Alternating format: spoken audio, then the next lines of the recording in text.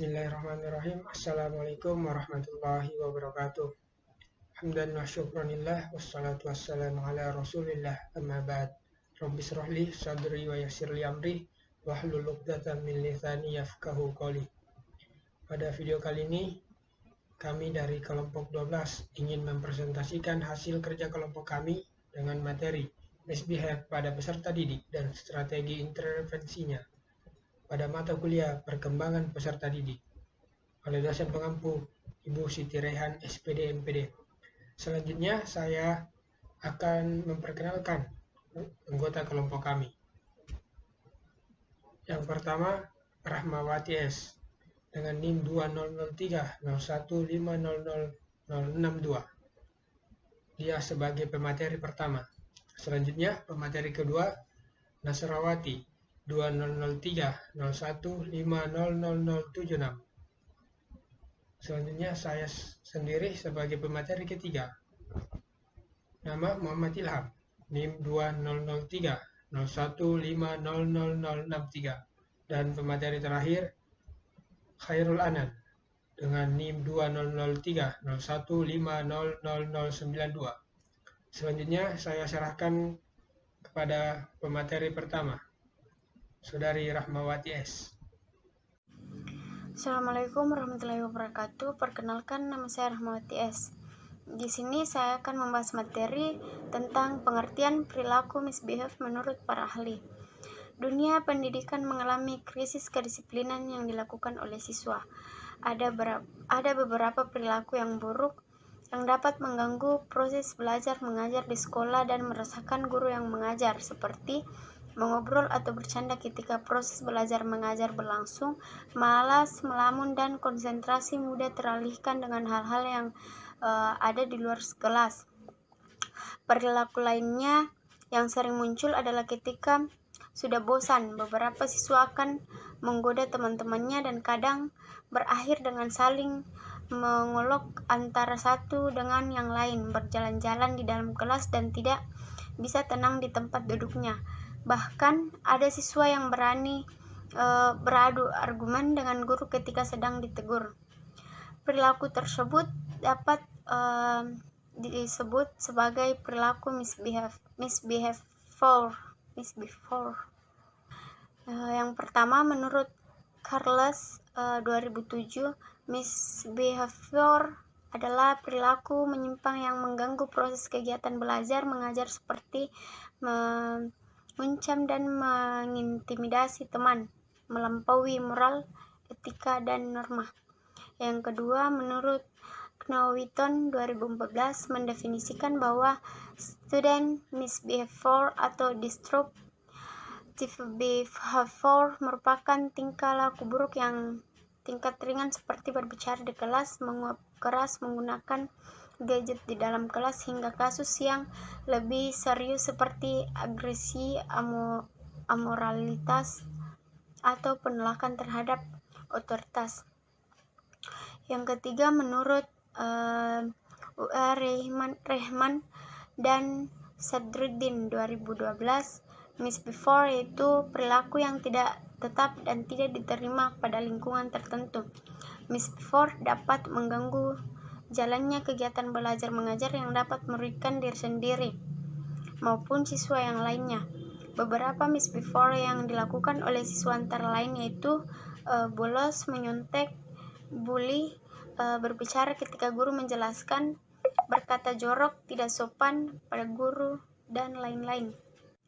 Yang keempat, menurut Arbuckle 2004, misbehavior adalah perilaku mengganggu yang sering muncul pada anak SD yang meliputi menuntut permintaan harus segera dipenuhi atau tidak bisa menunggu untuk diperhatikan, mengganggu kegiatan siswa lain, tidak dapat dilakukan kegiatan secara mandiri atau menurut perhatian yang berlebihan dari guru, membentak ketika ditegur, melarikan diri dari kelas, tidak berbaur dengan siswa lain, menolak untuk mematuhi aturan yang ditetapkan oleh guru, mengabaikan perasaan orang lain, dan berbohong.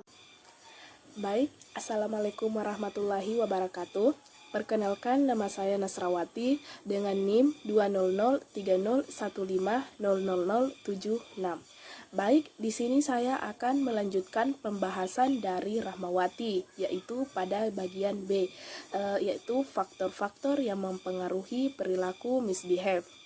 Faktor yang pertama yaitu faktor genetik yang berperang dalam sebagian besar berlanjutnya perilaku hiperaktif anak dan ketidakmauan anak mengikuti aturan. Faktor yang kedua yaitu faktor lingkungan. Dapat mengakibatkan berkembangnya masalah perilaku antisosial, antara lain status sosial ekonomi yang rendah.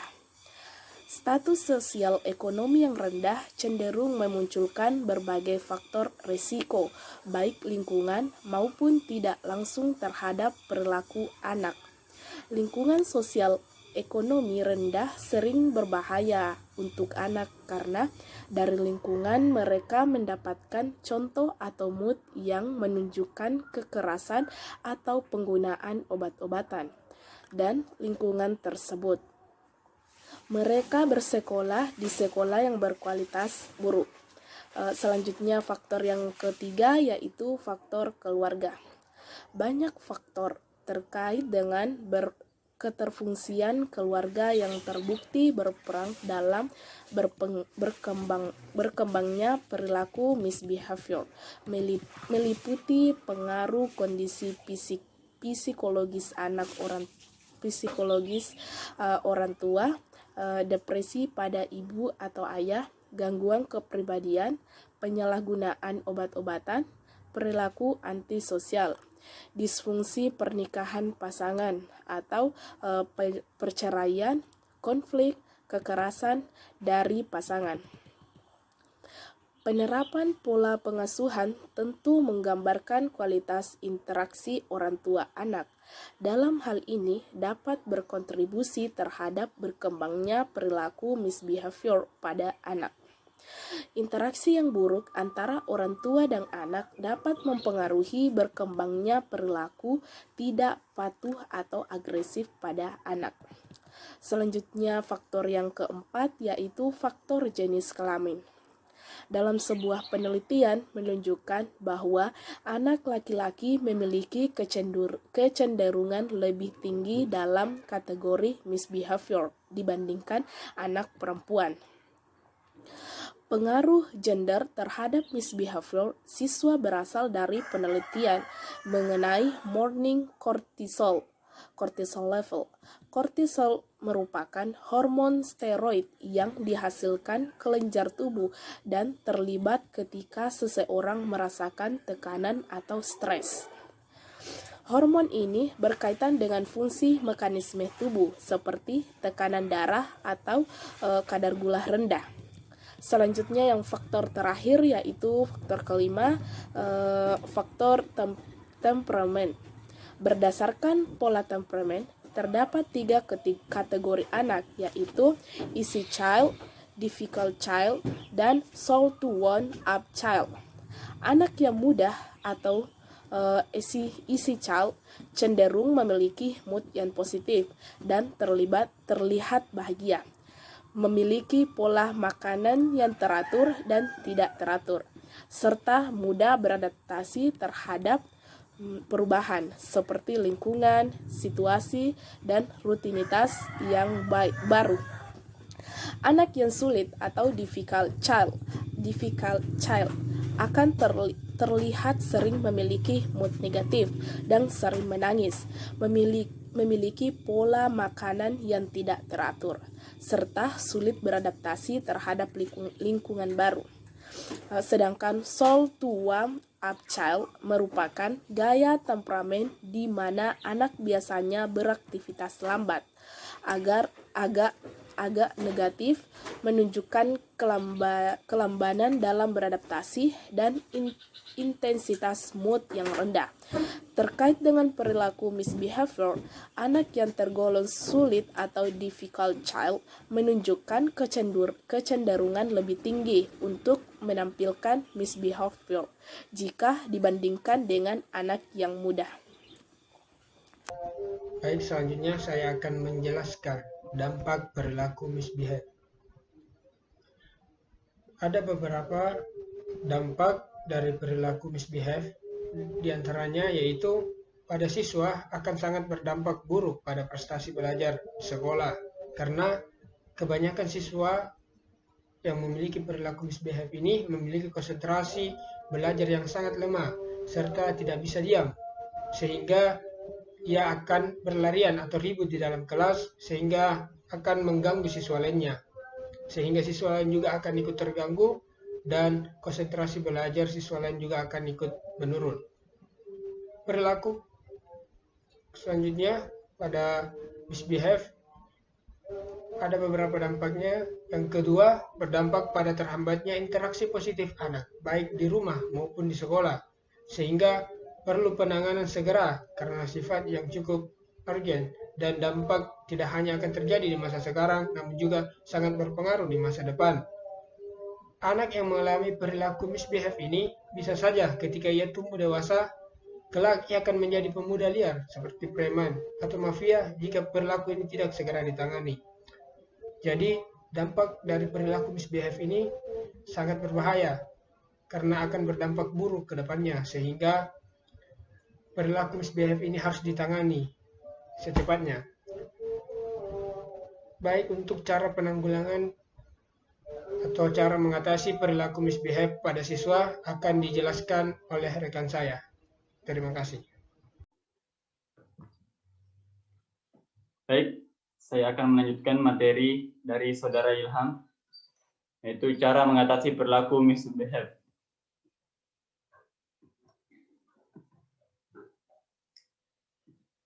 Misbehave atau perilaku mengganggu di kelas dapat diatasi dengan beberapa cara. Menurut Zimmerman 1995, mengemukakan 3 pendapat dalam mengatasi perilaku mengganggu di kelas, yaitu melalui pendekatan behavioristik, kognitif, dan humanistik.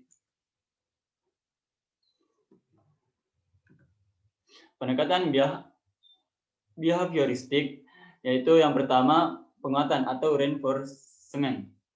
Penguatan atau reinforcement adalah prosedur untuk mempertahankan atau meningkatkan perilaku. Penguatan positif adalah adalah pemberian stimulus respon dan berfungsi untuk meningkatkan atau mempertahankan respon yang diharapkan.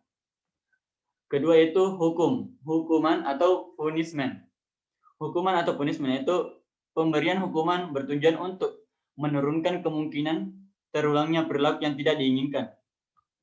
Ketiga itu kontrak perilaku atau behavior contract. Kontrak perilaku didefinisikan sebagai persetujuan resmi antara klien dengan individu yang mempengaruhi perilaku klien tersebut.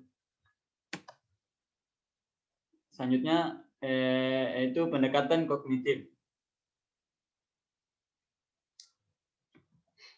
Banyak aplikasi dari pendekatan kognitif yang berhubungan dengan perilaku mengganggu. Misalnya saja seorang guru menceritakan pengalamannya tentang perilaku mengganggu siswa.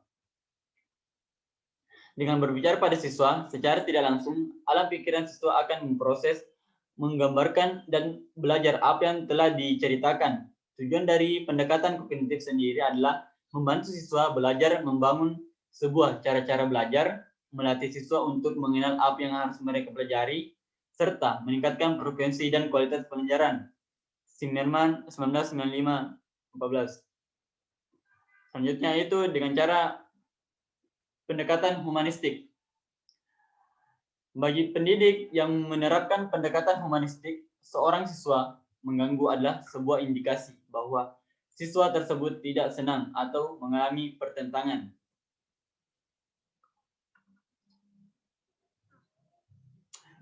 Oleh karena itu, guru seharusnya memperlakukan siswa tersebut dengan empati.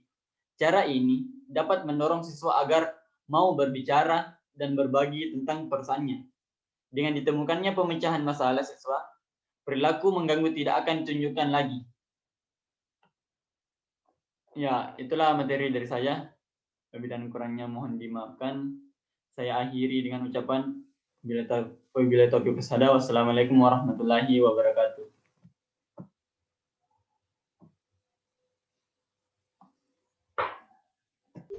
Baik, itulah presentasi dari kelompok kami. Terima kasih atas segala perhatiannya. Mohon maaf bila ada kekurangan. Assalamualaikum warahmatullahi wabarakatuh.